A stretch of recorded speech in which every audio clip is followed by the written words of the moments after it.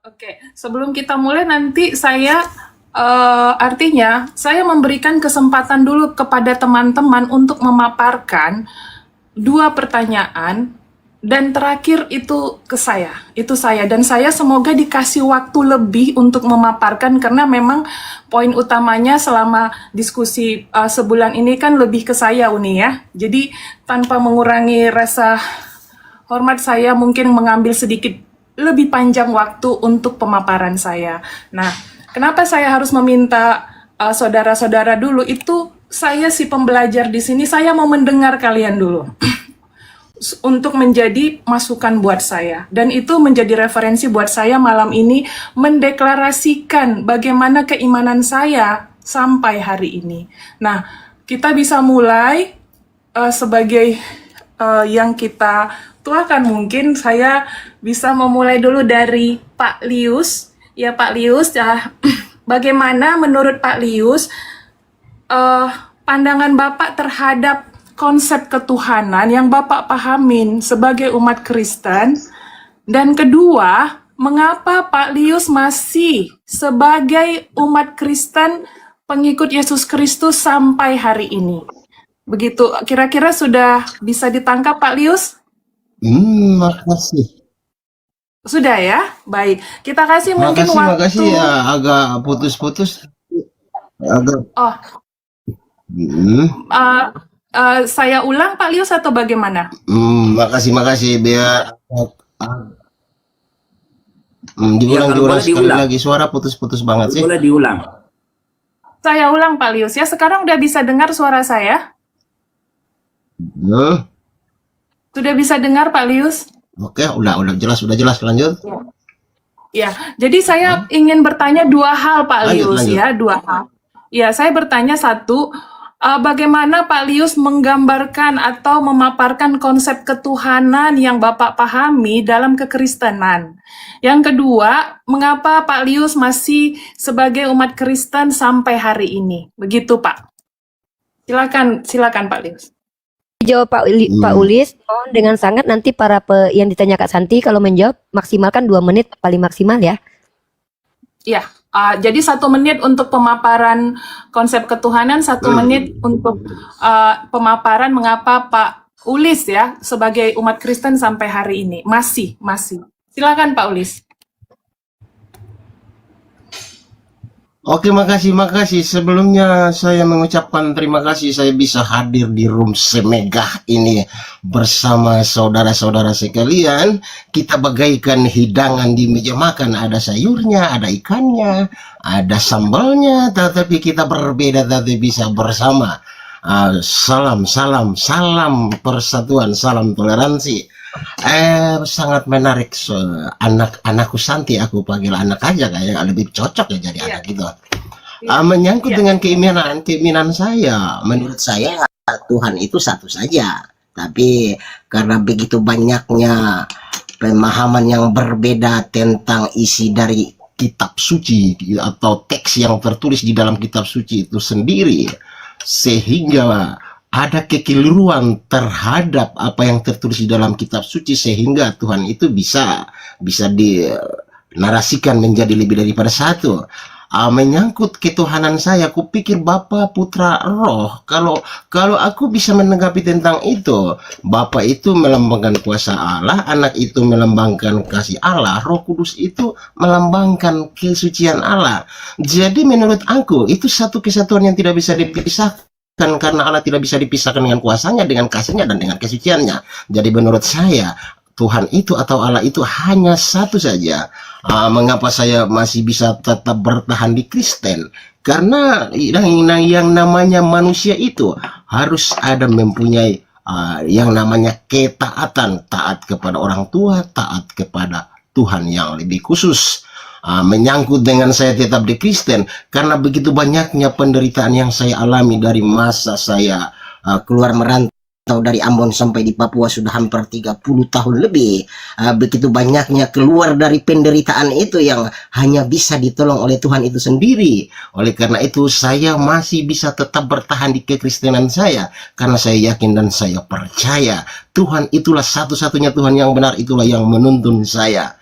Demikian Bu Santi, saudara-saudara, mungkin itu yang hanya bisa saya katakan. Selamat malam. Makasih Pak Ulis.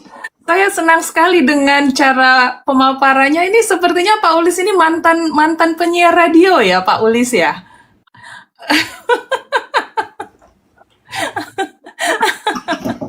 Enggak juga.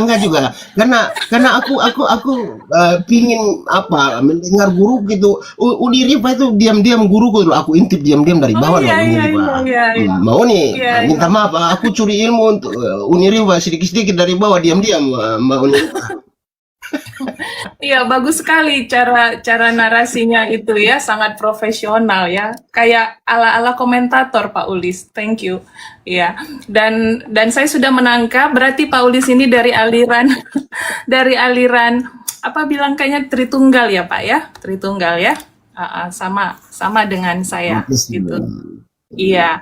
Nah, mungkin berikutnya dulu sebelum nanti merespon ke Pak Ulis, kita lempar dulu lagi ke Bang Kiko ini artis juga di sini Bang Kiko. Silakan Bang Kiko, apa sudah paham pertanyaannya? Pertanyaannya masih sama seperti Pak Ulis. Aduh, dia pakai topi SD lagi nih. Dia punya isi dalam ini pemikiran anak SD ini. Buka mute.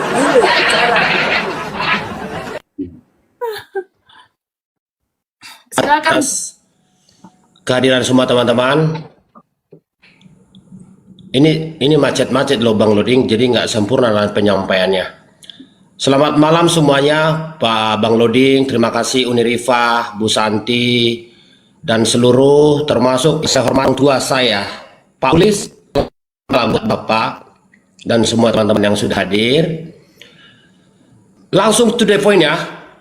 Langsung to the point aja. Kenapa masih Kiko Botol, kenapa sih kamu masih Kristen aja gitu ya kira-kira ya? Ular beludak, kenapa sih kamu masih Kristen aja gitu ya? Ini jawaban dari saya. Ini urusan iman. Ini urusan iman berbicara, bukan orang atau apa yang lain. Di sini urusan iman. Iman percaya kita terhadap sesuatu yang kita percayai. Ini masuk ke bait ini ya. Saya baca literasinya ya, sebentar ya. Jaminan keselamatan dalam Alkitab. Jaminan keselamatan dalam Alkitab. Dalam Alkitab loh. Disarankan pada kasih karunia Allah, pengorbanan Yesus Kristus dan materai Roh Kudus. Dimateraikan loh. Sempurnalah ya. Keselamatan ini bersifat pasti. Dikatakan pasti ya. Dikatakan pasti. Oh teman-teman, dengarkan Kiko berbicara buat kita semua. Ini urusan iman. Pasti ya, dikatakan pasti. Saya teruskan ya. Keselamatan ini bersifat pasti, bukan karena usaha manusia, melainkan pemberian cuma-cuma bagi yang percaya. Masuk dalil. Tertulis di Efesus 2 ayat 8 sampai 9. Izin Ibu Santi membacakan, saudaraku yang saya hormati. Bu Santi silakan dibacakan, minta tolong. Efesus 2 ayat 8 sampai 9. Efesus 2 ayat 8. Kenapa? Udah saya ganti Pak Ulis yang baca kalau nggak mau. 9. Efesus 2 ayat 8 sampai 9 aja. Baik. Sebab karena kasih karunia Keselamatan yang pasti ya. Ya, saya bacakan. Sebab karena kasih karunia kamu diselamatkan oleh iman. Saya Bang Loding, benar-benar mengganggu banget ini. Yang ngelek siapa ya kira-kira di sini? Nggak kedengaran saya Bang Loding. Saya. Maka tadi saya berusaha akun yang kecil. Ada kesalahan teknis di saya, bukan di teman-teman, bukan di saya. Aman. Biar dulu Bu Santi baca sampai selesai, aman. Ya udah teruskan dibaca Bu Santi, silakan dibaca. Ya, jangan dipotong ya. Oke. Sebab karena kasih karunia kamu diselamatkan oleh iman, itu bukan hasil usahamu, tetapi pemberian Allah. Itu bukan hasil pekerjaanmu, jangan ada orang yang memegahkan diri. Sudah Bang? Wow, wow, wow, wow, wow, wow.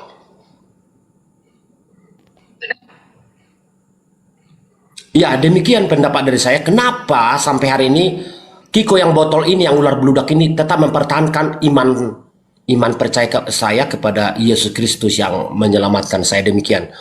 Begitu Bang Loding, Unirifa yang saya hormati, dan semua teman-teman yang sudah hadir pada malam ini. Terima kasih. Oke, di copy. Pendapat dari saya. Iya, makasih. Kita kan Kak Santi. Iya, berarti tadi kan yang pertanyaan pertama tidak dijawab. Berarti konsep ketuhanan yang Bang Kiko percaya ini samakah dengan Pak Ulis Tritunggal juga? Ngelek banget ya. Oke, mungkin masih nge-lag ya. Tapi sepengetahuan Bang Loding, Pak Kiko ini Tritunggal ya Bang Loding ya? Tritunggal Kak, masih Kalau Tritunggal. dia tergantung arus. Kalau arus ke timur Oh, dia arah ke tergantung timur. Kalau arus ke barat tergantung arus. Dia tergantung. Oh, Kadang-kadang Tritunggal, kadang-kadang. tergantung Soalnya kemarin arus. pembuktian Oh, tidak dong. saya Bu Santi. Tapi Kemarin tanggapan pembuktian terserah, di nggak Komal apa-apa. Sabar. Nggak apa-apa, nggak Kemarin apa-apa. pembuktian di Sah Komal saja. saya. Begitu Pendapat ada orang, Wanis nggak apa-apa. naik, Wanis Lanjut. bernarasi. Ya, Wanis bernarasi, dia bilang, iya betul, Yesus adalah Bapa itu sendiri. Begitu Wanis turun, Tritunggal naik, berarti Yesus Baik adalah banget ya. sepenuhnya manusia. Dia bilang, iya betul, Yesus sepenuhnya manusia. Jadi kadang Wanes, Saya kadang nggak tahu kalian Tritunggal. ngomong apa, ngelek sah. Ya, itu nge-lag masalahnya di Bang Kiko. Coba diperbaikin dulu wifi-nya. Tidak, saya Tritunggal. Memang begitu, memang dia banyak sekali masalah dia ini. Lanjut dulu. Yang penting sudah tahu. Begitu. Pokoknya dia alirannya itu kan bukan mana. Gitu. Iya, baik-baik. Baik, ya kita kasih dulu kesempatan sama teman ini kita yang dari Papua dulu ya. Papua, ini Bang Jack. Bang Jack bisa dengar? Ya, bisa dibuka mic-nya. Ya, ya pertanyaannya sama Bang Jack. Coba dalam waktu 2 menit paparkan bagaimana konsep ketuhanan yang Bang Jack imani dan mengapa sampai sekarang masih menjadi umat Kristen. Silakan Bang. Oke. Sebelum saya sampaikan mengapa saya harus tetap di Kristen dan apa yang saya imani menjadi satu keselamatan bagi saya. Karena mungkin minta maaf ya. Mungkin kalau konsep ketuhanan itu tergantung kepercayaan dan iman apa yang kita imani. Jadi setiap kan begini, mungkin yang saya sudah bicara tadi malam bersama-sama dengan teman saya, dengan Kakak Uni, itu soal apa yang agama ajarkan itu baik. Jadi tidak ada perbedaan antara agama dengan agama. Hanya yang membuat dia menjadi jalan sesat itu manusia. Tapi yang sebenarnya itu yang diajarkan oleh agama itu oleh para nabi kan begini. Apa yang diajarkan oleh para nabi itu berasal dari Allah, berasal dari surga. Yang menjadi sesat itu ajaran manusia. Artinya manusia yang tidak kenal agama dan tidak kenal hukum Taurat. Artinya seperti itu. Jadi apa yang saya imani tentang ketuhanan itu melambangkan, untuk saya melambangkan sebuah keselamatan. Jadi begini, karena berbicara tentang keselamatan, apa yang saya percaya menjadi Tuhan untuk saya itu sebuah perjanjian. Jadi begini, di dalam Bible, Alkitab, firman Tuhan itu berkata begini, tidak ada seorang pun yang datang kepadaku kepada Bapa kalau tidak melalui aku. Setiap perkataan suci yang keluar oleh para nabi utusan Allah itu adalah benar. Jadi apa yang saya imani dan agama saya, dalam agama kekristenan saya, itu sudah jadi pegangan saya. Jadi keselamatan itu tidak bisa diberikan oleh orang lain, tidak bisa diberikan oleh manusia, Tapi keselamatan itu kita yang menentukan dan bawa sampai di kerajaan surga. Begitu. Assalamualaikum. Jadi mungkin banyak hal yang saya tidak. Bang, Ya Bang silakan. Jack boleh, Gimana? Bang Jack boleh saya potong? Boleh saya potong ya? Karena kan waktunya kan kita Silakan. batasin. Pesannya Iya. belum dapat, pesannya belum dapat. Maksudnya begini, coba terangkan dulu konsep ketuhanan yang kamu pahami itu seperti apa supaya kita di sini mau tahu apakah Yesus itu sebenarnya sebagai apa? Apakah dia murni utusan, memang dia Tuhan, atau dia memang setengah utusan nanti setelah ke surga baru jadi Tuhan begitu. Arahnya ke situ dulu. Pertanyaan pertama, bagaimana kamu memahami Oke. konsep ketuhanan? Kalau untuk saya mesti harus belajar dulu sehingga saya mengerti. Konsepnya itu mungkin belum saya mengerti karena saya masih muda. Mungkin di antara semua yang di dalam ini orang tua semua, saya sendiri yang anak muda. Jadi saya masih ingin belajar. Udah. Atau dari keluarga apa? Tritunggal kah? Tritunggal kah? Atau kayak Katolik atau apa? Atau Wanes begitu? Pentakosta. Kalau Pentakosta itu masih masuk Tritunggal itu ya, ya Bang ya, Bang. Oh, Tritunggal ya. Oke, berarti di sini 3 narasumber masih dari aliran yang sama ya. Kayaknya kita ini butuh yang agak berbeda. Semoga bisa naik malam ini ya. Semoga bisa naik. Nah, sambil menunggu, nah ini ada teman-teman. Sih. Iya, di sini ada teman-teman baru kita. Kak Jasmine dulu ya. Nah, Kak Jasmine ini masih bisa nggak saya bilang sekarang masih Kristen?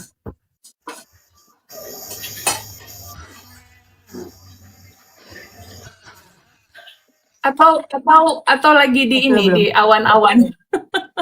Pertama saya mau mengucapkan selamat malam dulu Bang Loding, Uni Rifa, Bapak Ulis, Kak Santi, Bang Kiko, Kim, Yus, dan Bang Zek. Yang kedua untuk saudara Muslim dan Kristen yang ada di sini. Thank you supportnya. Lalu langsung saja ya straight to the point ya supaya Jasmine tidak buang-buang waktu. Untuk konsep Jasmine monotheis, dasarnya apa? Ulangan 6:4 dengan Markus 12:29. Diperkuat dengan dari Al-Quran surat Al-Ikhlas ayat 1. Lalu mengenai status sekarang full acceleration, Jasmine masih menyerap belajar semua. Dan memang ada target tertentu yang Jasmine harus capai. Sementara ini karena mempelajari Islam otomatis harus menguasai bahasa Aramaik dari Quran itu tersebut. Jadi Jasmine sedang belajar, target sebelum 1 bulan atau 1 bulan sudah bisa baca, nanti baru bisa putuskan ya. Jasmine percaya di mana ada kebenaran di situ pasti hati kita tersentuh, pasti hati kita terjamah. Itu. Lalu untuk Bible sama diselaraskan aja. Kira-kira sekian. Kak Santi, thank you. Ya, makasih. Saya bisa mungkin luruskan, berarti di sini saya tidak bisa bilang Jasmine masih Kristen, tidak bisa ya. Berarti masih proses pencarian gitu ya. Ya, masih proses belajar ya. Ya, berarti tidak bisa. Nah, ini siapa Mbak Kim ya? Mbak Kim juga salam kenal dari saya pertama kali. Ya, silakan Mbak Kim, mungkin dengan pertanyaan yang sama atau sama juga dengan Jasmine. Ini terima kasih untuk Bang Lodi. Aku tutup kamera sebentar ya, sebentar aja. Oke. Ya. Terima kasih atas kehormatannya yang telah diberikan oleh Bang Loding. Lalu selamat malam juga bagi Uni Rifa, Kak Santi, Jasmine, Bang Julius, Bang Jack, sama Bang Ius. Di sini saya mau mengatakan bahwa saya seorang Katolik dan saya akan memaparkan konsep Trinitas yang dipahami oleh Gereja Katolik. Namun ya informasi yang saya akan berikan itu cukup terbatas karena saya hanya akan memberikan penjabaran bagaimana tiga pribadi di Tritunggal itu tidak mengacaukan keesaan menurut keimanan saya. Yang pertama adalah karena Tuhan itu berbeda dengan manusia yang sifatnya finite. Otomatis maksud dari tiga pribadi dalam Tuhan tentu berbeda dengan tiga pribadi di manusia. Dan dalam Katolik sendiri, alasan kenapa di dalam konsep ketuhanan kita ada tiga pribadi tapi tetap satu, itu karena dalam, misalnya kita bedakan dulu nih mana Tuhan mana manusia. Manusia itu ketika ada tiga pribadi dalam manusia seperti misalnya Petrus, Paulus, lagi Yohanes, itu akan membentuk tiga entitas berbeda. Pasti ada indikasi bahwa perbedaan antara Tuhan dan manusia itu ada. Ini kita sebut sebagai divine simplicity. Dan kita juga tahu kalau Tuhan dan manusia itu sangat berbeda dalam segi membentuk sebuah pribadi lah ya. Terus ini ada literasinya. Dalam Summa Thomasiae Compendium, disertasi ke-6, artikel 1, sebab dalam tiga substansi individual dari kodrat manusia terdapat tiga kemanusiaan, sedangkan dalam tiga pribadi ilahi terdapat satu esensi ilahi. Itu yang Katolik percaya. Jadi kalau misalnya ada seorang Kristen yang mempercayai bahwa tiga pribadi sama dengan tiga substansi, Katolik akan mempercayai bahwa itu adalah Tritheism. Dan yang kedua, kenapa saya tetap beriman kepada Katolik, itu landasannya dari Matius 16:18, mungkin bisa dibacakan oleh Kak Santi, supaya aku nggak salah.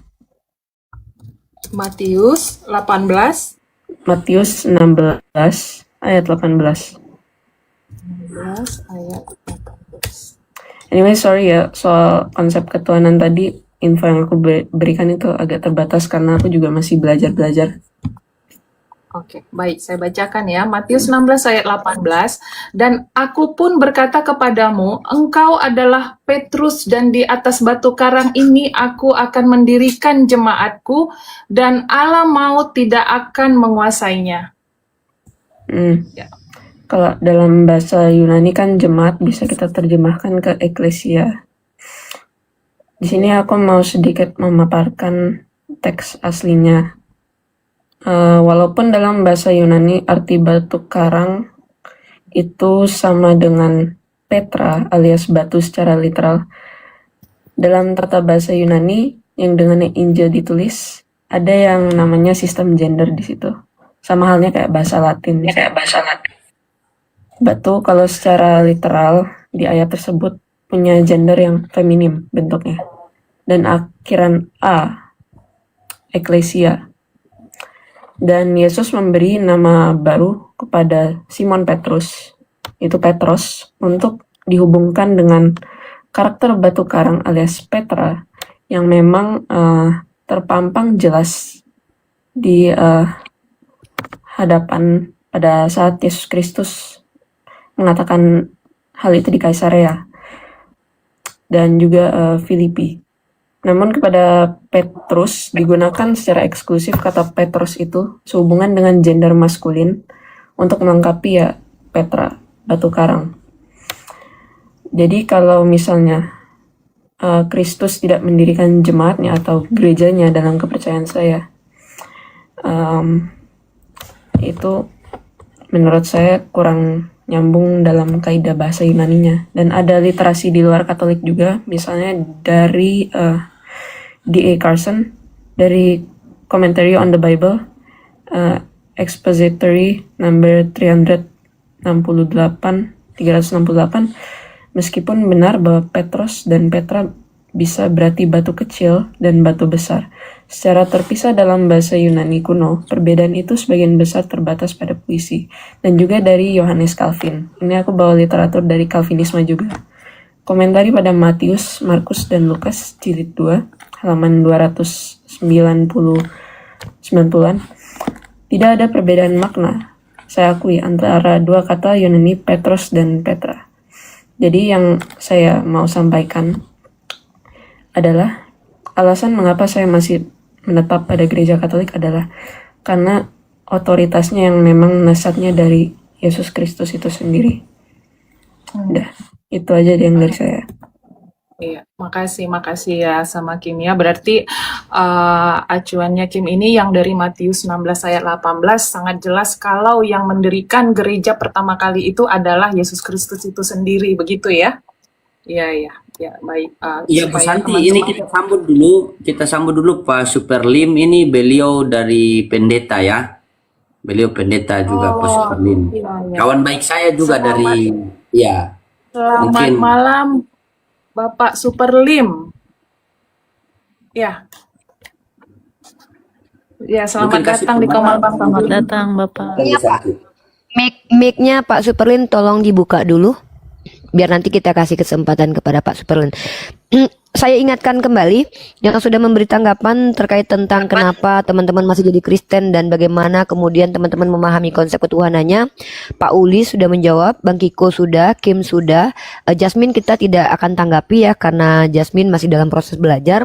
Kemudian Jack tadi saya sudah catat juga, nanti kita serahkan lagi tinggal Kak Santi dan Pak Superlin. Semoga waktu kita bisa minimalisir agar saya dan Bang Loding juga bisa memberikan tanggapan ulang. Silakan dilanjut Kak Santi. Iya. Berarti ke Ius saya samakan dengan Jasmine ya. Masih proses belajar ya.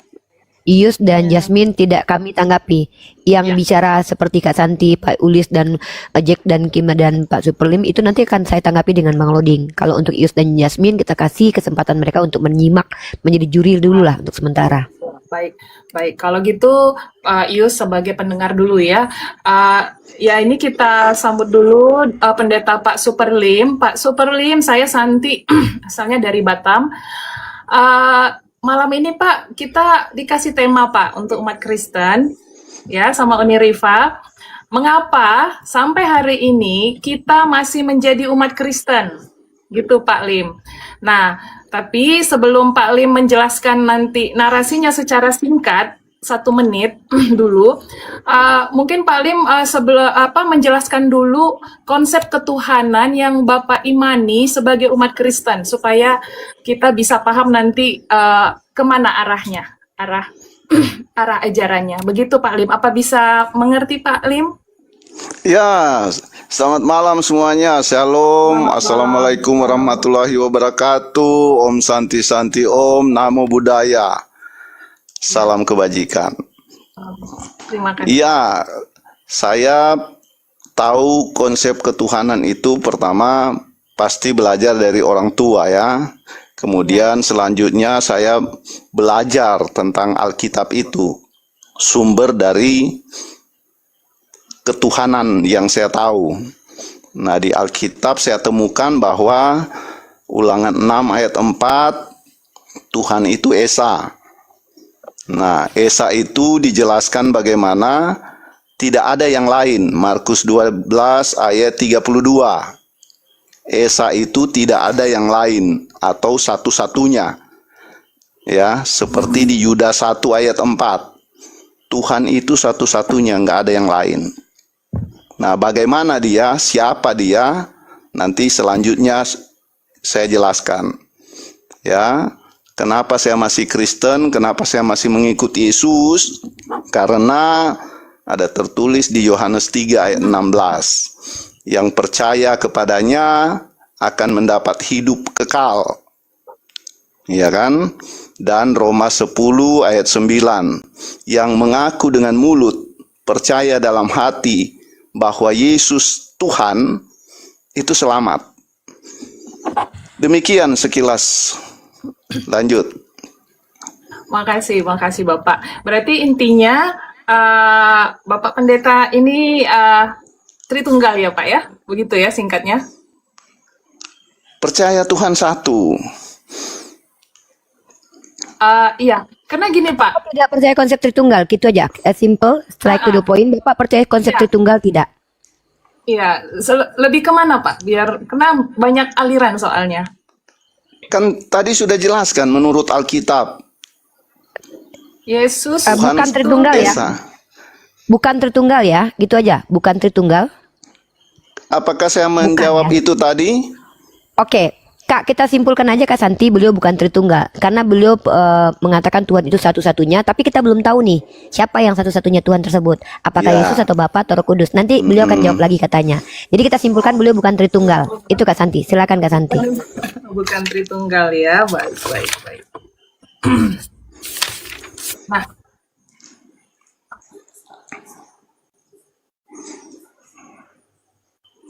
Kak, Pak Superlin ini penganut subordinat atau triteos atau wanes. Kita belum bisa memberikan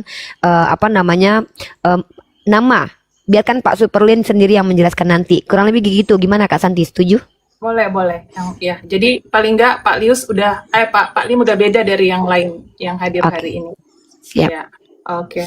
Nah, saya minta tambahan dari Pak Ulis lagi deh, Pak Ulis. Pak Ulis, bisa dengar Pak? Halo, Pak Ulis. Ini kan dari Pak Ulis nih, yang sama juga konsepnya dengan saya soal ketuhanan. Bagaimana sih Pak meyakinkan kepada Putus kenapa teman-teman? suaranya sih? Putus-putus. Signal Pak Ulis kurang bagus Pak. Signalnya Pak Ulis sepertinya. Iya, iya. Di sini jelas. Di sini kita jelas. Mungkin di skip dulu aja Kak Santi. Biarkan Pak Ulis sampai Pak Ulis, signalnya coba bagus. diperbaiki dulu ininya, koneksinya ya. Oke. Nah, sebenarnya Uniriva saya butuh paling enggak 2 lagi yang berbeda. Karena adik-adik ini kan masih yang penyimak ya, adik-adik di bawah ini. Kira-kira yang sering hadir itu kalau nggak salah ada Solata, ada Ferry, tidak bersedia ya? Makanya saya masih cek di bawah. Kalaupun memang ada, nanti kita coba ganti yang penganut Tritunggal dulu seperti Kims. Nanti kita ganti dulu dengan beberapa teman di bawah. Teman-teman yang menyimak di bawah seperti yang disebut. Iya, nggak apa-apa, santai aja dulu. Jasmine standby dulu aja. Buat Ferry atau yang disebut oleh Kak Santi, tolong minta request naik ke atas. Karena kita juga kalau Jasmine biarkan dulu di sini karena Jasmine dalam proses belajar ya, biarkan dulu. Kita fokus yang diminta Kak Santi. Seperti siapa tadi namanya Kak Santi? Belum ada di bawah, saya cek. Aku ngelek dengar suara mutus-mutus. Iya, atau Pak Aku Ulis aja kalau kita ada yang izin lebih dulu. ini. Aku aja yang di Tapi Pak Ulis jangan ini nanti ya. kalau Pak Ulis, ya Pak Ulis nanti juga kalau ada kesempatan slot kosong naik lagi ya. Karena Kak Santi. jaringan. Oh iya, ada problem ini. Ya ada problem ini Pak Ulis. Iya, diperbaiki dulu Pak Ulis ya. Mungkin nanti naik lagi atau keluar dulu, naik lagi. Oke Kak Santi, gini Kak Santi, gimana kalau kita selesaikan tema ini dan nanti kita bikin next time atau nanti saya dan Bang Loding upayakan semaksimal mungkin menghadirkan semua kami bilangnya tokoh-tokoh apologet ya, bukan oknum-oknum apologet ya. Kenapa kami katakan mereka tokoh-tokoh apologet? Karena mereka punya attitude yang bagus dalam dialektika. Kami sudah punya rekomendasi nama-nama tersebut seperti Pak Adeston, kemudian seperti Pak Jody Hendarto, Kak Rosi. Saya insya Allah Pak Antonis juga akan coba untuk memanggil mereka untuk hadir mungkin saja next week, mungkin seperti yang Kak Santi inginkan. Jadi gimana supaya kita tidak buang waktu karena kita takutnya kemalaman, kita fokuskan ke tema kita dulu aja biar menutup rangkaian diskusi kita dengan 4 tema kemarin. Jadi biar Kak Santi mungkin lebih pemaparannya, nanti terkait tentang warna-warni itu kita bisa bikinkan nanti sesi yang berikutnya. Gimana? Ini saran saja ke Kak Santinya. Bukan takut kemalaman, ini saya takut kepagian, udah jam 1 di sini. Apalagi Pak Superlim sudah jam 1 Kak Santi. Gimana menurut Kak Santi nih? Karena next week insya Allah saya coba hubungi Pak Adeston, itu berbeda dengan Kak Santi, Pak Jody Endarto, Kak Rosi, dan kalau bisa saya hadirkan Mikana. Saya coba ajak Mikana untuk menemani Kak Santi juga. Karena selama ini kan Mikana itu dia tidak mau debat dengan saya. Tapi kalau kita modelnya diskusi begini, saya pikir mungkin dia mau. Saya coba usahakan semaksimal mungkin untuk next week Kak Santi. Tapi malam ini kita clearkan dulu untuk rangkaian diskusi kita. Gimana menurut Kak Santi? Baik, terima kasih. Jadi begini Bapak Pendeta, saya ini dari awal adalah umat Kristen ya yang proses belajar di Komalnya Bang Loding, dan saya membuat pengakuan saya salah satu oten yang bingung dengan Bible, ya kan Pak. Nah, Jadi Uni menuntun saya dengan 4 tema selama sebulan, yaitu pertama mengapa Yesus sebagai Tuhan, yang kedua mengapa Bible itu disebut kitab suci, yang ketiga mengapa ajaran Kristen itu ajaran kasih, dan ini penutup malam ini mengapa saya masih menjadi Kristen sampai hari ini. Gitu Bapak Pendeta. Jadi kenapa saya membutuhkan dulu masukan dari teman-teman, karena supaya saya itu bisa lebih menghargai semua cara pandang umat Kristen walaupun berbeda-beda, ya, walaupun berbeda-beda Pak Pendeta. Kenapa? Yang saya lihat di Komal, terutama saya memang fokus di Komalnya Bang Loding Pak Pendeta.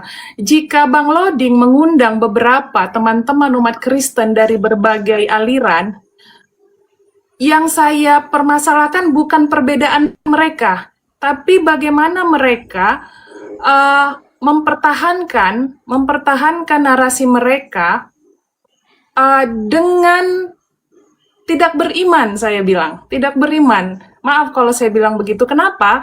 Mereka memaksakan diri mereka, dan kita lihat suasananya kebanyakan tidak lagi sehat. Dalam arti mereka berantem satu sama lain, berdebat dengan tidak sopan, dan itu justru membuat saya bertanya, di mana masalahnya sebenarnya, begitu?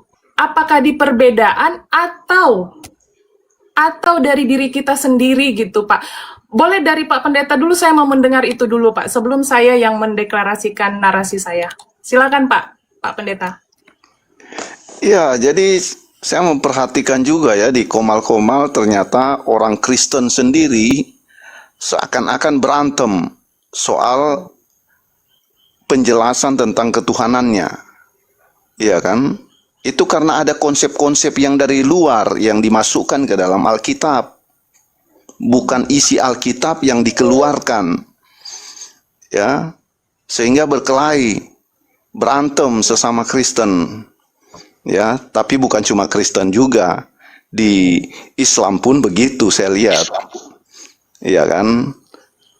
Jadi karena ada sesuatu yang dari luar dimasukkan ke Alkitab sehingga timbul persepsi berbeda-beda. Tapi kalau ambil dari Alkitab saja, maka itulah yang menjadi satu kita. Begitu, Santi. Maksudnya dimasukkan itu berarti ada hal-hal baru yang dimasukkan ke Alkitab sehingga sumber dari sebelumnya itu jadi berbeda di setiap versi berikutnya, gitu ya Pak? Iya dong. Contoh tadi, Alkitab menulis Tuhan itu Esa. Iya. Dari luar memasukkan tri katanya. Menjadi kesatuan. Esa itu Markus 12 ayat 32 mengatakan tidak ada yang lain. Dia di Yesaya 43 mengatakan seorang diri. Ya, membentangkan langit seorang diri. Siapakah yang menemani dia? Enggak ada. Dia satu-satunya.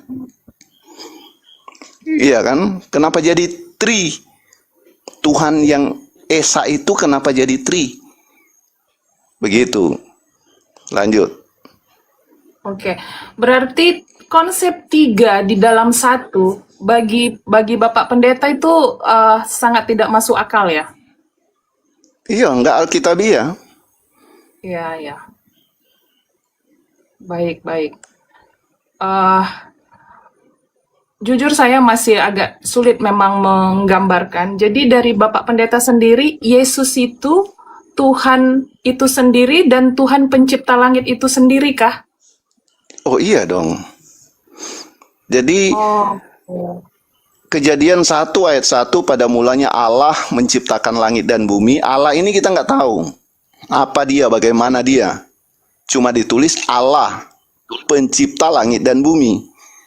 Lalu ayat 2-nya menulis Allah itu roh. Roh Allah melayang-layang di atas permukaan air. Yang di ayat 1 dia pencipta. Tapi kita tidak tahu bagaimana dia. Di ayat 2 dijelaskan dia itu roh. Tetapi orang lain mengatakan ayat 2 itu pribadi kedua. Iya toh? Ayat 1 pribadi pertama, ayat 2 pribadi kedua, ayat 3 menjadi pribadi ketiga. Padahal itu satu, Allah itu seorang diri. Dia menciptakan langit dan bumi, dia itu roh. Kemudian ayat 3 itu cara dia menciptakan langit dan bumi. Dengan cara berfirman. Bukan berfirman itu jadi pribadi ketiga. No. Ya, Allah itu seorang diri. Dia menciptakan langit dan bumi seorang diri. Dia itu roh. Lalu dia menciptakan manusia. Manusia ini jatuh dalam dosa. Sehingga Allah yang adalah roh itu datang. Hadir ke dunia dengan cara dilahirkan oleh Maria. Itu caranya Tuhan. Mau datang hadir. Jadi Tuhan yang satu itu yang menciptakan langit dan bumi. Dia datang hadir ke dunia untuk menyelamatkan saya yang berdosa ini. Jadi dia datang dengan cara dilahirkan oleh Maria. Itu cara Tuhan yang satu itu mau datang. Jadi nggak berbeda Tuhan yang di perjanjian lama dengan Tuhan yang di perjanjian baru, nggak berbeda. Oke. Begitu. Ya. Saya nangkap Pak Pendeta. Nah, ini pertanyaan terakhir. Bang Loding selalu menarasikan jawaban-jawaban kita tentang Yesus itu Tuhan adalah dengan mengangkat pernyataan-pernyataan Yesus yang dia selalu mengatakan dia adalah utusan. Jadi Allah Bapa yang mengutus dia ke dunia. Yang dipahami Bang Loding di situ ada dua entitas gitu. Bagaimana Bapak Pendeta bisa membantu saya menerangkan itu secara sederhana? Kalau Yesus itu Tuhan itu sendiri. Iya, secara narasi Alkitab, Yesus yang hadir ke dunia itu disebut utusan. Tetapi siapa dia? Dia Allah pencipta langit dan bumi. Ketika dia hadir di dunia, itu disebut utusan. Penyebutan saja dalam narasi Alkitab. Tetapi siapa Yesus ini? Dialah pencipta langit dan bumi. Yang roh itu. Kemudian dia menyatakan diri secara daging. Pak Superlim izin interupsi Kak Santi. Pak Superlim ini adalah oneness. Lanjut. Jadi sudah jelas sekarang oneness ya. Ya, jadi biar saya ini Pak nangkap gitu apanya gitu. Ya kita warna-warni Pak, tapi saya di sini menghargai Pak. Saya tidak pernah mengatakan punya saya paling benar. Ya Pak ya. Jadi saya cuma mau menerima insight masukan dari teman-teman terutama yang pakarnya. Pak Lim salah satu pakarnya malam ini. Makasih Pak Lim. Saya sekali lagi Pak Lim umat Kristen dari lahir ya. Tapi untuk menjelaskan konsepnya memang saya masih agak sulit seperti yang Bapak bilang tadi. Bagaimana saya menjelaskan Tritunggal itu memang agak sulit ya. Tapi saya sampai hari ini masih memahami bagaimana ajaran Yesus itu sendiri. Nah, begitu Pak Lim. Nah, ya satu singkat Pak. Singkat yang satu ini. Desember kemarin, waktu anak saya pergi ke Natalan sekolah minggu, sepulang dari sana, saya jemput pulang ke rumah. Begitu dia naik mobil, anak saya umur 10 tahun ya, kelas 5 SD sekarang. Ya. Begitu dia naik ke mobil selesai Natalan sekolah minggu, dia bertanya ke saya, "Pak, Tuhan itu kan pencipta langit dan bumi, betul Pak?" "Betul." Ya. "Lalu kenapa dia dilahirkan?" Ini anak kelas 4 SD. Ya. Kenapa saya merayakan Natal tadi? Kelahiran Tuhan Yesus. Iya toh? Lalu dengan singkat, dengan cara saksama dan tempo yang sesingkat-singkatnya, di mobil perjalanan dari gereja ke rumah saya 5 menit. Iya kan? Tapi belum sampai di rumah saya sudah selesai jawab. Dan dia mengerti. Saya bilang begini. Penjelasan saya ke anak saya yang tadi itu. Tuhan itu pencipta langit dan bumi. Lalu Tuhan itu menciptakan manusia. Manusia ini jatuh di dalam dosa. Lalu Tuhan yang pencipta langit dan bumi ini datang menyelamatkan manusia yang berdosa itu. Bagaimana cara ia datang? Ya, yang rayakan tadi, Natal itu cara Tuhan pencipta langit dan bumi mau datang menyelamatkan. Jadi bukan Tuhan itu lahir baru ada, tetapi dialah pencipta langit dan bumi yang datang menyelamatkan manusia berdosa dengan cara dilahirkan oleh Maria. Dan itu kita nggak bisa protes, memang Tuhan yang atur begitu. Lanjut. Izin Baik, saya Pak. paham. Makasih. Ya, Jack, sebentar, Jack. Kak Santi, mohon maaf karena saya yang menanggapi dengan Bang Loding hanya berdua. Jadi saya sudah mencatat banyak sekali poin. Saya khawatir saya nanti kurang mampu untuk Ya, menanggapi ya. keseluruhan. Jadi mohon diinikan sedikit Kak Santi biar kita fokus juga, biar kami umat Islam yang saya dan Bang Loding maksudnya juga bisa menanggapi pendapat dari beberapa teman yang sudah berbicara tadi. Silakan. Iya, makasih Pak Lim. Terakhir mungkin sebelum ke saya kasih kesempatan ke Pak Ulis. Udah bagus wifi-nya Pak Ulis. Pak Ulis. Udah lumayan dengar ini. Oke, Pak Ulis tanggapi sedikit Pak Ulis, karena kan cara pandang Pak Ulis berbeda dengan Pak Lim. Bagaimana menanggapi konsep dari Pak Lim, Pak Ulis, yang tadi Tritunggal itu tidak masuk akal untuk dijelaskan. Silakan Pak Ulis. Gimana Tritunggal tidak masuk akal untuk dijelaskan ya? Iya. Itu pertanyaannya ya? Atau saya menanggapi narasinya Bang Lim saja? Iya, dari Bang Lim, kalau Tritunggal itu tidak ini Pak Lim, tidak susah diterima dengan logika begitu. Coba dibantu Pak Jadi Lim. Bang Lim meyakini bahwa Yesus itu adalah Bapa sendiri. Jikalau Yesus itu Bapa sendiri, Pak Lim, sedikit ya bertentangan dengan nalar berpikir saya, cara saya memahami kitab itu sendiri. Karena begini loh, secara teks itu banyak sekali ayat-ayat yang bertentangan dengan rasional saya berpikir. Lebih khusus di dalam Matius 5:37 itu, Bapa tidak bisa didengar dan tidak bisa dilihat, sementara Yesus bisa didengar dan bisa dilihat. Itu poin yang tidak bisa membuat saya menerima itu.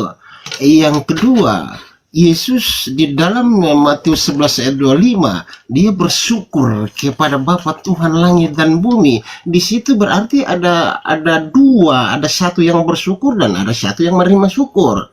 Yang ketiga, Matius 23 ayat 9, di situ dia mengatakan begini, janganlah kamu memanggil seorang pun ini di muka bumi sebagai Bapa, karena hanya ada satu Bapamu, yaitu Dia yang di surga. Kupikir di sini ada dua. Jadi kalau Bapa samakan Yesus dengan Bapa itu sendiri, sedikit menolak akal saya dan sedikit bertentangan dengan apa yang tertulis. Mohon ditanggapi. Demikian. Oke, jangan panjang-panjang ya. Pertama, sebelum saya jawab, Pak Julius percaya Tuhan 1, 2, atau 3? Satu. Satu. Siapa Tuhan yang satu itu? Ya Yesus panggilnya dengan Bapa. Gimana? Bukankah Yesus bersyukur? Gini Iya, Pak, jawab bukankah aja. Yesus bersyukur kepadamu Jawab aja. Bapa, Tuhan yang langit satu dan itu bumi? siapa? Bapa. Bapa. Yesus bukan ya? Iya anak, karena anak sementara bersyukur kepada Bapa. Iya, dia Tuhan atau bukan? Ya bukan lah. Ya sudah, Kalau Yesus Tuhan, kalau udah bilang Yesus bukan ya Tuhan, mau apa lagi? gitu. Cukup Umi aku Rifa udah berkata, ketawa itu. bukan. Yang membuat saya jadi heran, Yesus bersyukur kepada Bapa. Kalau Yesus itu Bapa menganggap Tuhan, berarti Bapa bersyukur kepada Bapa. Nah, yang kedua, apabila Bapa mengatakan Yesus itu Tuhan sendiri, Matius 23 ayat 9, jangan kamu memanggil seorang pun di muka bumi sebagai Bapa, hanya ada satu Bapamu di surga, sementara Yesus itu pernah di bumi. Itu bagaimana Bapa bisa memberikan Gini narasi Pak kepada Julius. saya? Pak Julius, kita udah selesai diskusinya karena Bapak bilang Yesus bukan Tuhan. Udah selesai kita. Oh, sudah, oke, Padahal, oke. padahal tadi saya bawakan Roma 10 ayat 9 yang mengaku dengan mulut, percaya dalam hati bahwa Yesus Tuhan, itu yang selamat. Kalau Pak Julius kan belum selamat karena tidak mengaku Yesus Tuhan. Oh, makasih. Mudah-mudahan apa yang Bapak katakan bentar. Mudah-mudahan apa yang Bapak katakan yang di mana tadi? Korintus apa tadi? Roma 10 ayat 9. Oh, 10. Mudah-mudahan ayat tidak digenapi di dalam ayat yang begini. Bangsa ini memulaikan aku dengan bibirnya, tetapi hatinya jauh daripadaku. Karena pekerjaan-pekerjaan yang mereka lakukan adalah perintah manusia. Mudah-mudahan Perintah Bapak manusia. terdengar dari situ, ya. Terima kasih, Bang. Maksudnya itu yang saya tanya di Roma atau Bapak tanya itu tulisan Yesus atau bukan? Karena Yesus mengatakan ikutlah aku. Bunda Maria mengatakan lakukanlah apa yang dia katakan. Terus Ini yang diskusi, ditulis di sana itu firman dari Yesus atau bukan? Ini diskusi untuk menyelesaikan, bukan diskusi untuk berlawanan. Ya, minta Tidak. maaf. Enggak.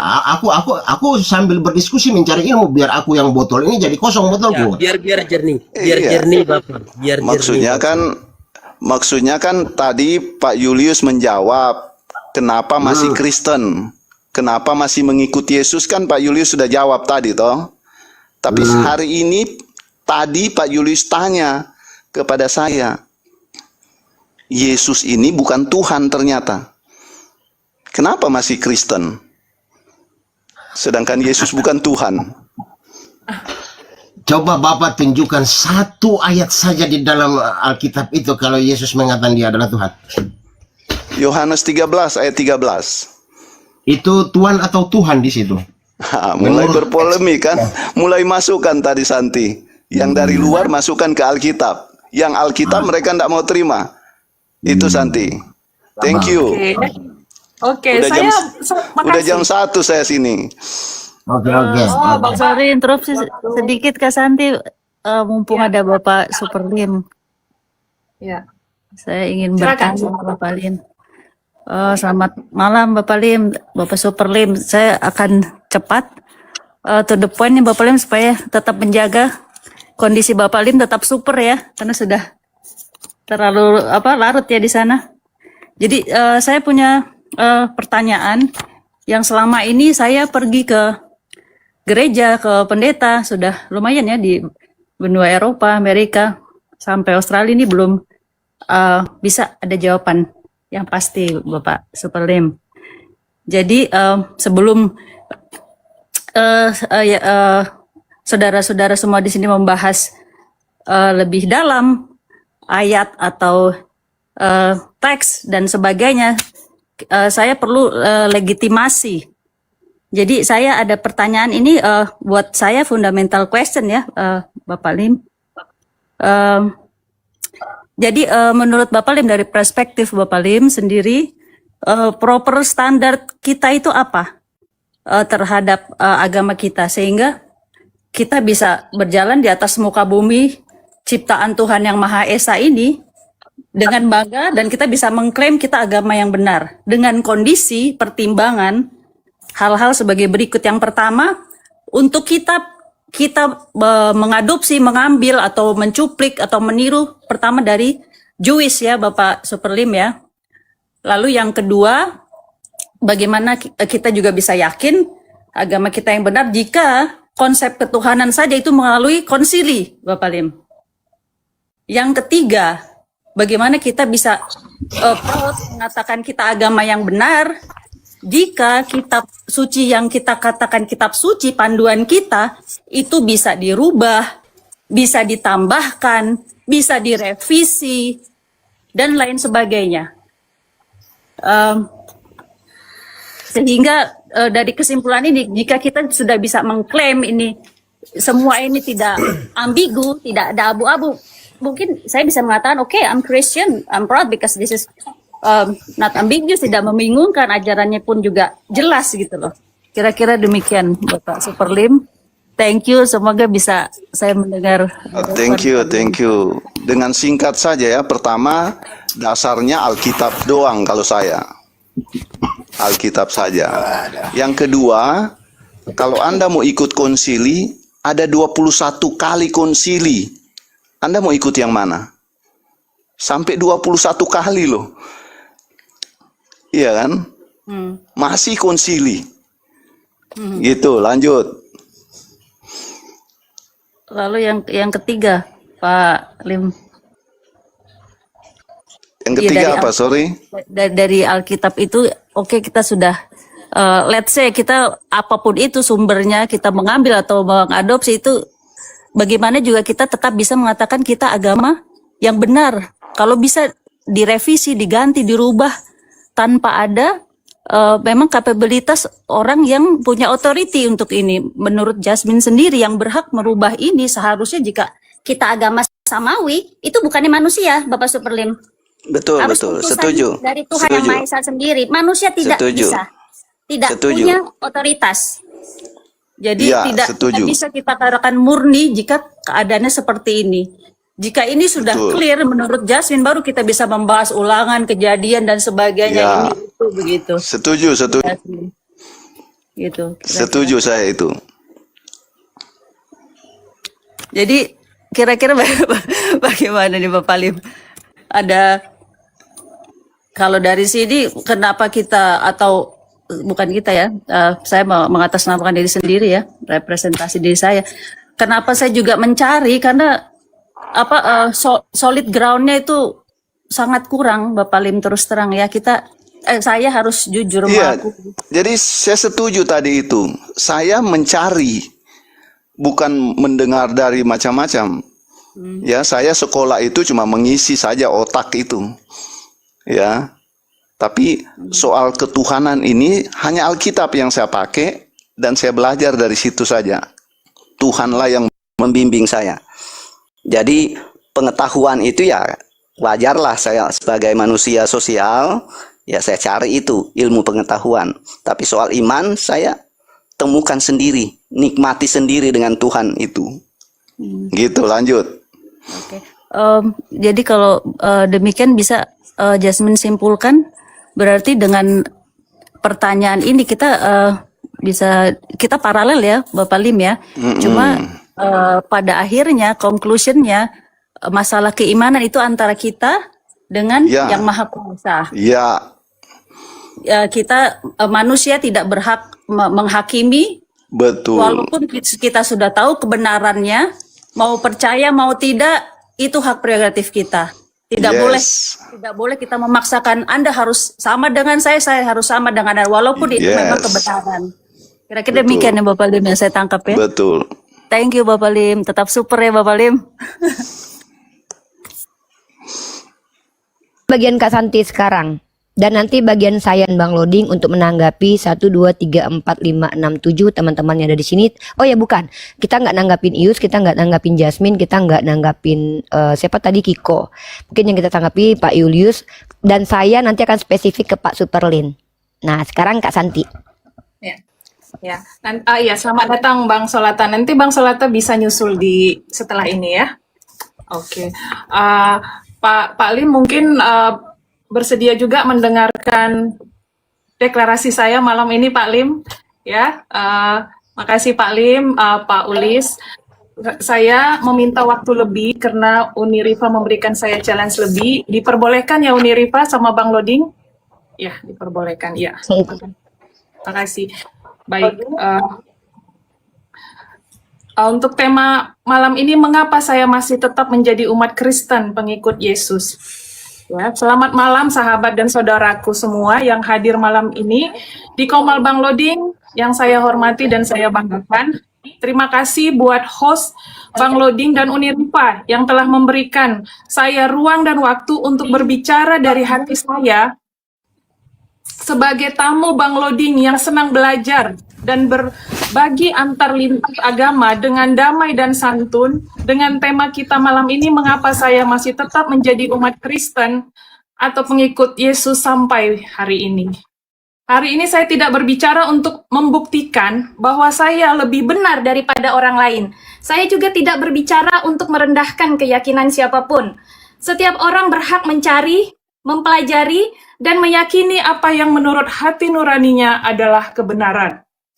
Orang yang selalu merasa dirinya benar adalah orang yang tidak benar, walau membawa ayat kitab suci sebagai pembenaran. Dan orang yang benar tidak akan pernah merasa dirinya yang paling benar.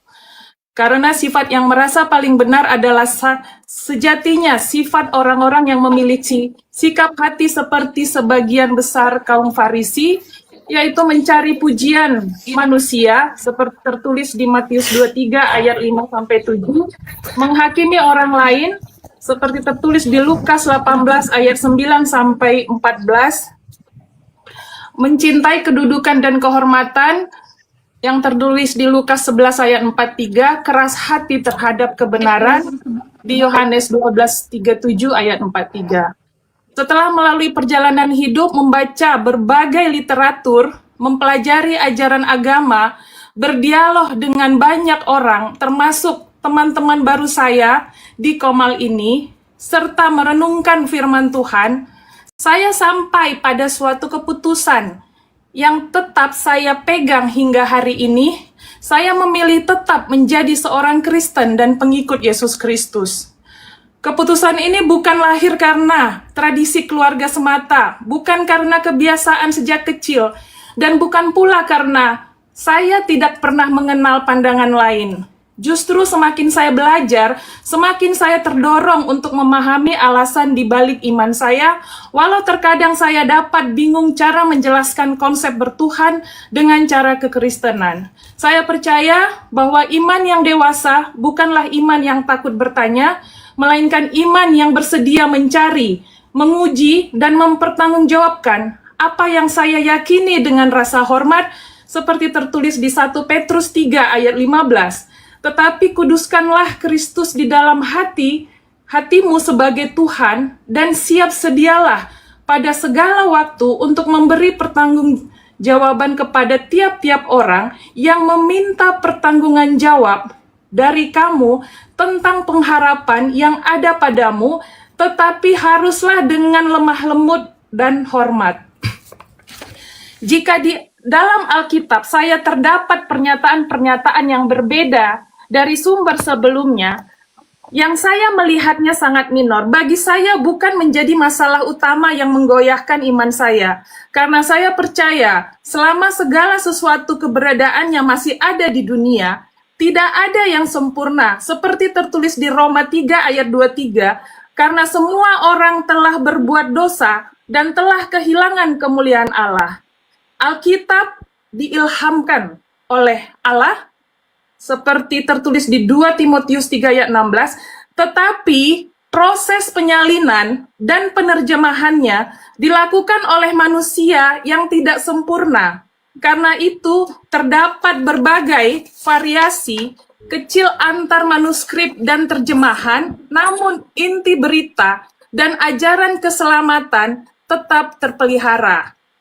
Selama hidup saya, yang dapat saya pahami dengan iman saya, mengapa saya tetap sebagai umat Kristen dan pengikut Yesus adalah, pertama, Dia tidak pernah meninggalkan saya, walaupun dalam keadaan iman saya lemah, walaupun dalam keadaan iman saya kuat, seperti tertulis di Ibrani 13 ayat 5, sebab Allah telah berfirman, aku sekali-sekali tidak akan membiarkan engkau, dan aku sekali-kali tidak akan meninggalkan engkau. Dia mengajarkan saya akan selalu ada pengharapan yang selalu diberikan jika saya mau memperbaiki diri. Walau jatuh, saya coba lagi. Walau jatuh, saya akan mencoba lagi. Dan penghukuman di dunia itu sudah diberikan ketika kita berbuat salah tanpa saya sadari, supaya itu menjadi media kesadaran saya untuk bertobat. Ini adalah janji langsung dari Tuhan bahwa Ia tidak meninggalkan orang yang percaya kepadanya. Yang kedua, berkat karunia rezeki kemudahan dalam hidup saya, memiliki 2 anak laki-laki yang saya banggakan kebahagiaan di diri saya yang saya dapat sampai hari ini, diberi hikmat, cara menghargai sesama, memiliki sahabat dan komunitas yang sehat, diberikan kemudahan dalam finansial, diberikan kesempatan untuk berbagi dengan sesama, diberikan kesehatan yang terbaik, dan masih banyak lagi membuat saya merasa malu dan hina jika saya tidak tahu bersyukur dan memuliakan namanya. Seperti tertulis di Yakobus 1 ayat 17. Setiap pemberian yang baik dan setiap anugerah yang sempurna datangnya dia dari atas, diturunkan Dari Bapa segala terang. Makna ini meyakinkan saya jika semua berkat yang saya terima itu semata-mata adalah anugerah darinya.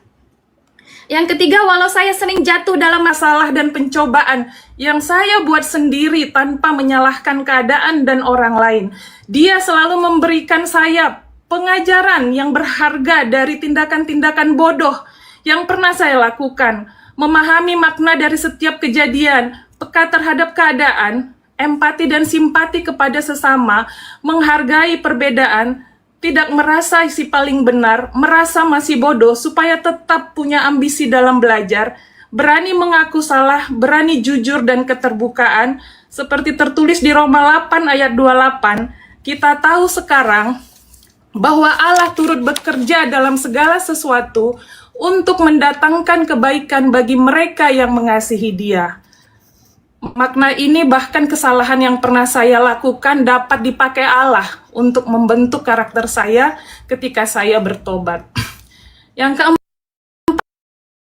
pembentukan karakter yang saya dapat sampai hari ini, walau tidak sempurna, itu semata-mata diilhami dari pengajaran Yesus Kristus selama hidup saya.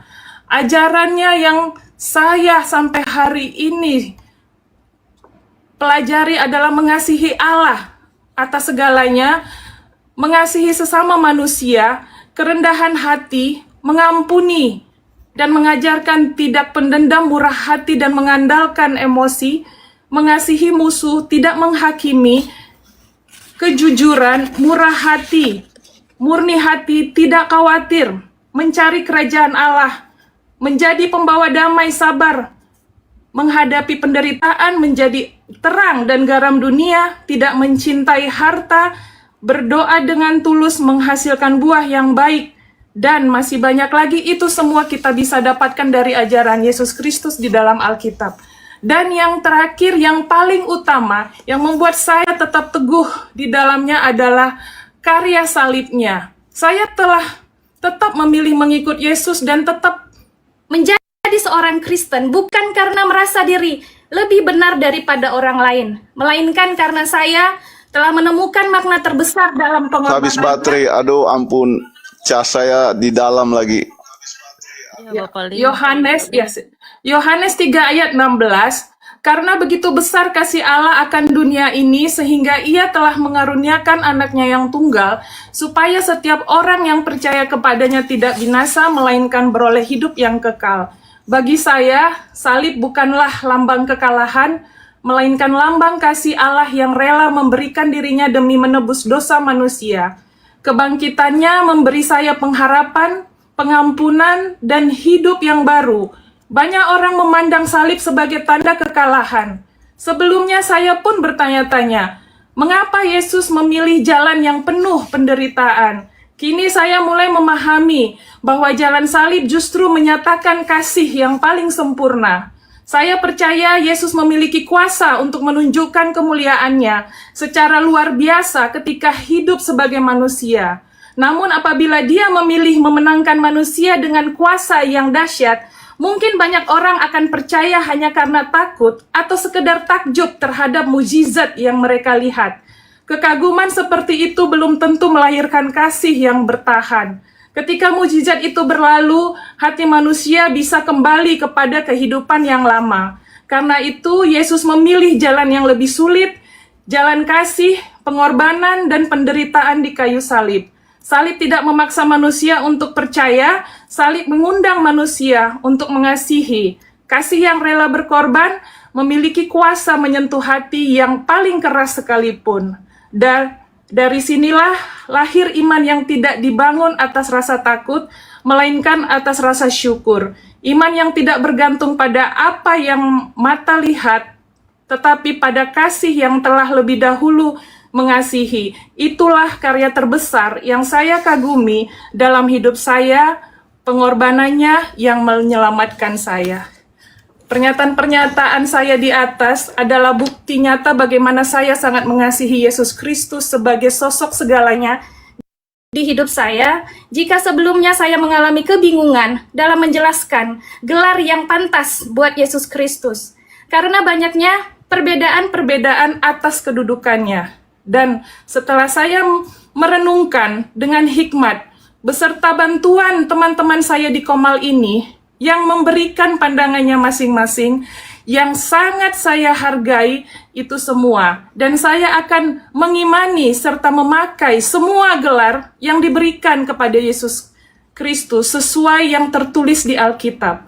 Karena Yesus sendiri tidak menolak ketika dipanggil dengan berbagai gelar tersebut. Dalam pelayanannya, ia menerima dan menggenapi berbagai peran. Dia sebagai hamba, ia melayani dan taat kepada Bapa. Filipi 2 ayat 7-8. Ia juga sebagai utusan. Ia datang untuk melakukan kehendak Bapa. Yohanes 6 ayat 38. Ia sebagai guru.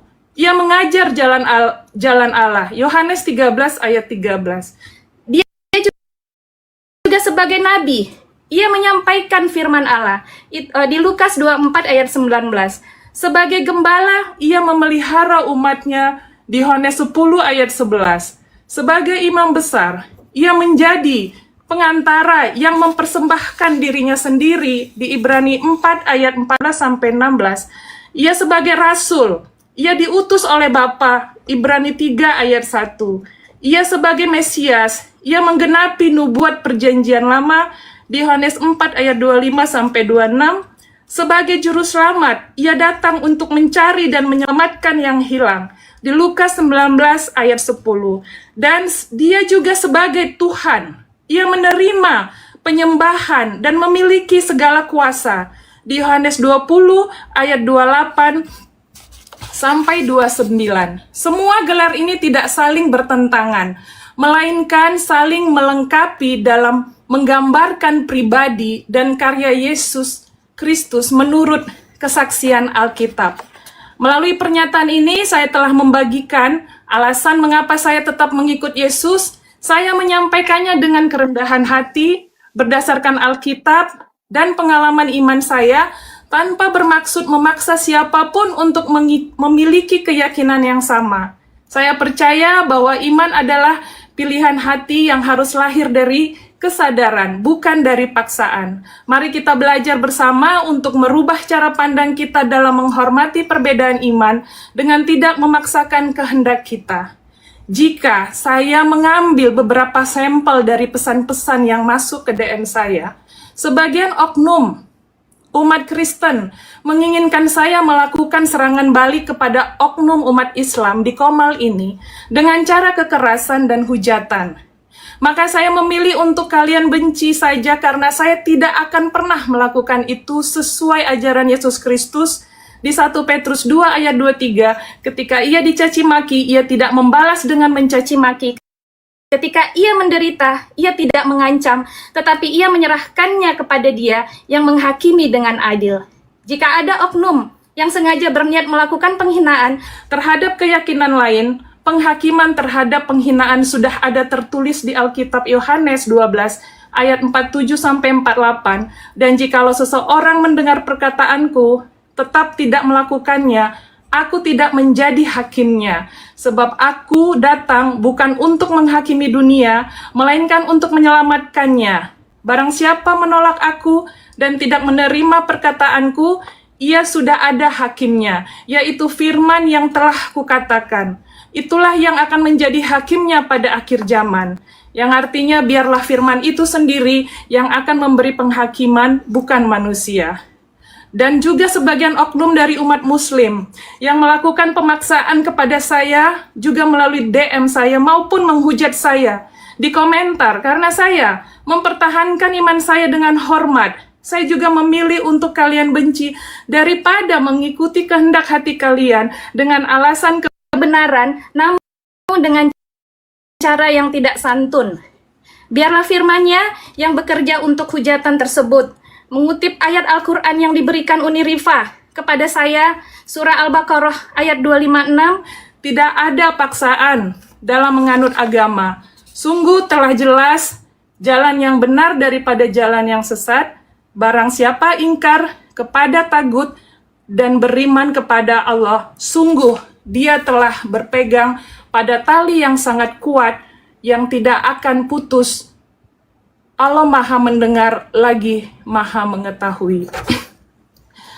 Namun saya percaya masih banyak umat yang memiliki kebesaran hati dalam menerima perbedaan baik dari oknum muslim maupun Kristen dengan rasa hormat, dan kalian adalah contoh sebagai umat yang telah memahami ajaran agama dan mengajar dan pengajarannya.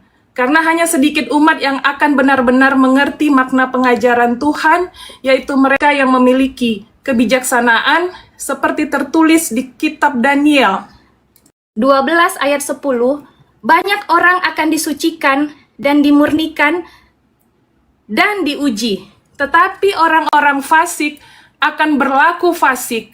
Tidak seorang pun dari orang fasik itu akan memahaminya, tetapi orang-orang bijaksana akan memahaminya. Kiranya apa yang saya bagikan dapat menjadi ruang untuk saling memahami, saling menghormati, dan berdialog dengan bijaksana, sebab perbedaan keyakinan tidak seharusnya menjadi alasan untuk saling membenci, melainkan kesempatan untuk saling mengenal dengan kasih, hormat, dan kerendahan hati.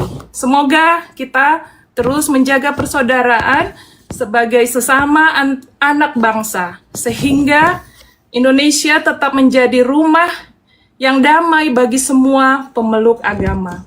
Tuhan memberkati kita semua, merdeka, dan salam persaudaraan untuk Indonesia. Tepuk tangan Bang Loding, kasih tepuk tangan Bang Loding. Sudah Kasih mau tepuk tangan Bang Loding. isi hati saya, Uni, Bang Loding, semua teman-teman saya, terima kasih.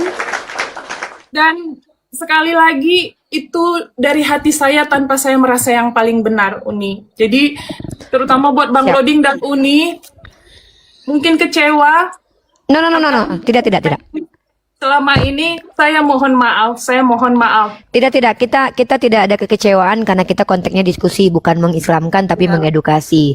Dan tanggung jawab kami sebagai umat Islam itu pertama mengajak saudara-saudara berpikir, merenung, dan jujur. Dan tanggung jawab kami juga menanggapi apapun yang ada statement muncul di Komal Muslim, itu tanggung jawab dan kewajiban kami untuk menanggapinya. Dan saya harap setelah nanti kami dikasih waktu oleh Kak Santi dan teman-teman, ketika kami sedang menanggapi, mohon tidak ada yang tersinggung, karena ini kami tidak akan tanggapi secara tendensius tapi berdasarkan kaidah ilmiah, yaitu hasil pengetahuan. Seperti itu. Apakah Kak Santi sudah selesai? Biar saya dan Bang Loding punya tanggung jawab untuk menanggapi. Bang Loding siapa duluan? Saya atau Bang Loding? Saya tambahkan sedikit, Uni, biar nggak salah paham. Oke. Banyak yang mengatakan saya ini sebenarnya oknum dari gereja atau pendeta atau pelayanan dan sebagainya. Saya mengatakan kepada semua teman-teman yang mendengar 14.000 malam ini, saya hanya jemaat biasa, dan lebih tepatnya jemaat yang tidak dianggap. Begitu. Jadi saya selalu terbuka dalam memberikan narasi saya dan pendapat saya. Jadi teman-teman mohon tidak suka untuk berasumsi. Ya, kita harus belajar juga malam ini arti keterbukaan. Jika saya di sini disenangi oleh kalian dengan sikap keterbukaan, maka itu juga harus kita pakai di diri kita masing-masing. Begitu ya teman-teman ya. Jadi ini sebagai pelajaran bersama-sama. Dan terakhir, Uni, saya harus sampaikan, mungkin ini hari terakhir saya. Waduh. Itu keputusan Kak Santi, tapi jangan turun ya. Ketika saya menanggapi, mohon jangan turun, karena saya berharap sebetulnya ini jangan sampai terakhir, tapi tidak apa-apa karena kita boleh memilih apapun yang kita lakukan. Yang penting Kak Santi tetap tahu bahwa saya, Bang Loding dan teman-teman apologet itu, walaupun saya tidak mewakili semua mereka ya, tupoksi kehadiran kami itu 3 Kak. Kalau saya pribadi ya, mengajak teman-teman berpikir, mengajak teman-teman merenung, dan mengajak teman-teman jujur, bukan mengislamkan. Yang mengislamkan itu kami tidak akan mungkin bisa. Seperti itu. Kalau Kak Santi clear, langsung saja dikasih tahu biar saya dan Bang Loding langsung menanggapi. Iya, silakan Uni dan Bang Loding, silakan. Siap. Bang Loding, silakan siapa? Bang Loding. Oke, teman-teman, terima kasih banyak sudah bersabar di bawah menunggu kita diskusi. Dan teman-teman perlu diketahui bahwa saya tetap menjadi diri saya seperti yang teman-teman tahu, bahwa saya ini adalah bukan hanya defense, tapi juga striker dan bagian orang yang mengkaji segala sesuatu itu berusaha seilmiah mungkin. Saya akan menyebutkan menyebutkan statement-statement dari saudara kita Kristen. Dan ada beberapa orang yang tidak perlu saya tanggapi seperti Bang Kiko. Kenapa saya tidak tanggapi Bang Kiko? Karena tanggapan Bang Kiko kenapa dia menjadi Kristen itu adalah tanggapan subjektif atau selera yang tidak bisa didiskusikan, tidak bisa ditanggapi secara ilmiah. Karena itu hanya dia sendiri yang menganggap benar, belum tentu orang lain menganggap benar. Alias namanya adalah statement subjektif, bukan statement ilmiah. Kemudian Kims menjelaskan tadi Tritunggal bukanlah Triteos. Ini nanti saya bantah karena justru Tritunggal sendiri adalah Triteos yang bisa saya jelaskan singkat tapi nanti. Kemudian kata Kim juga Yesus sendiri mendirikan gereja. Ini nanti saya tanggapi. Kemudian Jack, dia masih Kristen karena menganggap semua agama itu pada dasarnya sama. Ini nanti juga saya tanggapi. Dan tadi sebenarnya saya ingin menanggapi Pendeta Lim lebih dalam, tapi karena dia turun, nanti next time mungkin ada waktu saya dengan Pendeta Lim untuk dialog membahas tentang apa yang disampaikan hari ini. Kemudian Kak Santi, nanti Kak Santi, apa yang Kak Santi sampaikan tadi tidak semua saya tanggapi, hanya 2 saja. Karena itu juga tanggapan statement subjektif, tidak bisa dikatakan ilmiah karena itu berdasarkan kesaksian pribadi, bukan dari penelitian atau pembelajaran. Jadi saya tidak perlu tanggapi. Nah, saya akan membuat pernyataan-pernyataan teman-teman ya, dan pernyataan-pernyataan ini nanti saya tanggapi dulu teman-teman yang tadi, baru saya berikan tanggapan. Yang pertama,